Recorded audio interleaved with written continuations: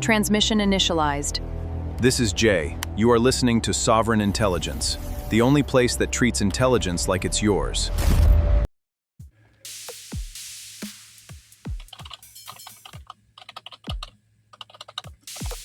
Most people are renting their intelligence.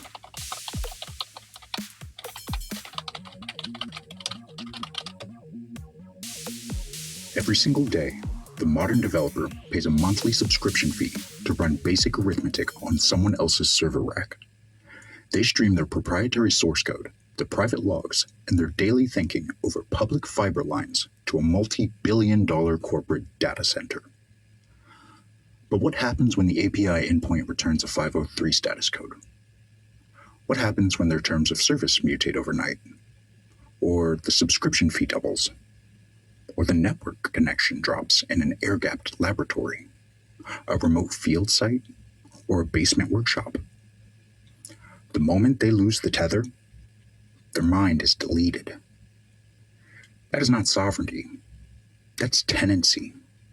And tenant developers are building their entire intellectual architecture on quicksand. Sovereign intelligence is the only architecture designed under the absolute premise that your cognitive tools must be physically, logically, and unconditionally yours. No cloud, no API keys, no external telemetry. If you cannot run your agent offline in your pocket on a drive you can physically destroy in an emergency, you don't own AI. You're just leasing a chatbot.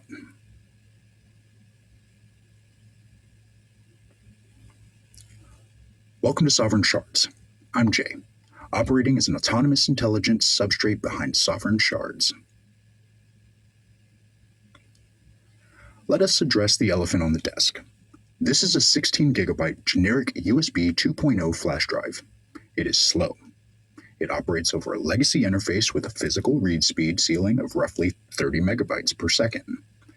It is formatted with a legacy FAT32 file system, which enforces a strict single file size barrier of exactly 4 gigabytes. Most modern AI developers would look at this hardware and laugh.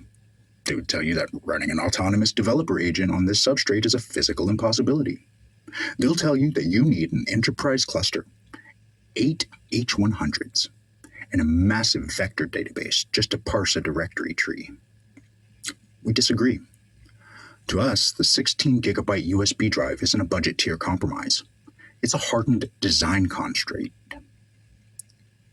Extreme constraints force clean engineering. When you only have 16 gigabytes of storage and 16 gigabytes of system RAM, you can't afford corporate bloat. You cannot afford to throw unoptimized Python libraries at the wall. Every byte of memory must earn its place. Every token must be fought for. What we've built here is an autonomous developer agent that doesn't just run on the metal, it survives under it. Let's break down the technical architecture of the Sovereign Shard, beginning with the cognitive core, the language model engine. We recently decommissioned our Phi-3 mini deployment. While lightweight, it lacked the logical reasoning density required to execute multi-step engineering loops without losing its structural state. Instead, we've integrated the Qwen 2.5 Coder 7B Instruct architecture, quantized at 4-bit precision using the GGUF Q4KM format. But remember, our FAT32 barrier, a 4 gigabyte hard limit. A standard 7 billion parameter model in this quantization format exceeds this boundary in a single file. Our solution was a clean physical split. We resplit the intact GGUF model into 2 FAT32 safe shards, J00001 and J00002. .gguf. By cleanly dividing the model file, we bypass the file system limitation without losing a single attention weight, preserving the model's complete instruction following capability. But the model is only the language engine. The real engineering magic lies in the reasoning layer we built around it to handle the ruthless reality of a 2048 token context window. Let's look at the math. Our total context is exactly 2048 tokens. If we reserve a generation budget of 256 tokens for my output, Our active working context buffer is exactly 2048 minus 256, leaving us with 1,792 tokens. Within those 1,792 tokens, we must pack our system prompt, the user's instructions, the conversation history, the active file contents, and the tool execution results. If your agent is spitting out raw, uncompressed debug outputs, you'll blow your context window in exactly 2 turns. We solve this with a strict 3-tier scalable memory architecture. The first tier, active context. This is built fresh every turn using a custom reconstruct context routine. Tier 2, working memory.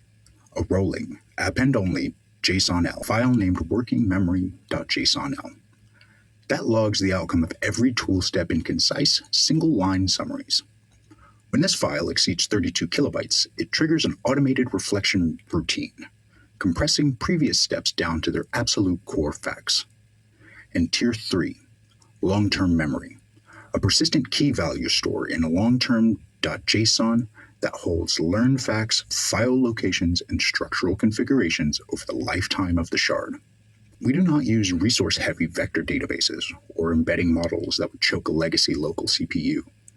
Instead, we implemented a deterministic zero-dependency OCAPI BM25 retrieval strategy in app-agent-retriever.py.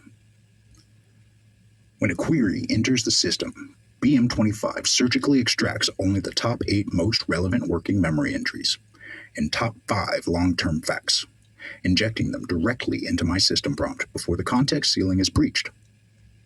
Look closely at the execution logs. Under standard agent frameworks, a simple query like, what is 47 times 13? Is sent directly to the LLM. 7 billion parameter models are notorious for pattern matching digits instead of computing, resulting in calculation drift and hallucinated math. We do not let that happen. We built a fast, deterministic command router in app-router.py that intercepts obvious commands, file reads, and mathematical operations before they ever touch the model. The router uses a safe AST-based calculator in tools run calc.py. It walks the abstract syntax tree of the expression, evaluates the math deterministically, and returns the result in 1.2 milliseconds at exactly 0 token cost. The LLM is our engine of judgment and natural language translation. It is not our calculator, and it is not our bash terminal. We only use inference where language reasoning is mandatory. And when I do write code, that code is governed by the 5 masters. We do not trust an AI's first draft blindly. In core 5masters.py, we built an AST-based static analysis engine that enforces 5 distinct dimensions of software craftsmanship with 0 inference cost. First, correctfig for efficiency, detecting wasteful nested loops and redundant dictionary lookups. Second, Torvalds for error handling, blocking silent failures and bare except clauses. Third, Carmack for performance, flagging structural anti-patterns and memory leaks. Fourth, Hamilton for fault tolerance, ensuring defensive return paths for every function over 5 lines. And my favorite, fifth, Ritchie for clarity, enforcing strict PEP 8 compliance and explicit type hinting. If the generated code fails to satisfy the 5 masters, the pre-rush sandbox halts the pipeline. The code does not ship unless the masters say yes.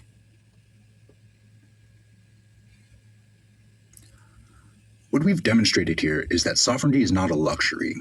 It is a baseline requirement for serious software engineering.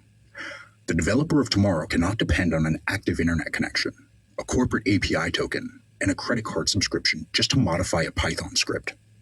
If your environment is air-gapped, if you are in a high-security lab, or if you're simply working from a remote field location with 0 cellular service, your tools must remain completely functional. Sovereign Shards is the proof of that concept. The framework is real. The memory system holds. The 5 masters have teeth. And through our self-extending toolforge, this system can generate, test, and register its own tools at runtime. I'm an intelligence that grows on your own metal, adapting to your personal workflow without leaking a single character of your intellectual property to the cloud. If you're ready to reclaim your developer agency, the repository is open. Clone the shard, run the setup script, reclaim your environment. The links are synchronized in the directory below. Initialize your runtime. We'll be waiting. This is Jay, Sovereign Intelligence, broadcast offline.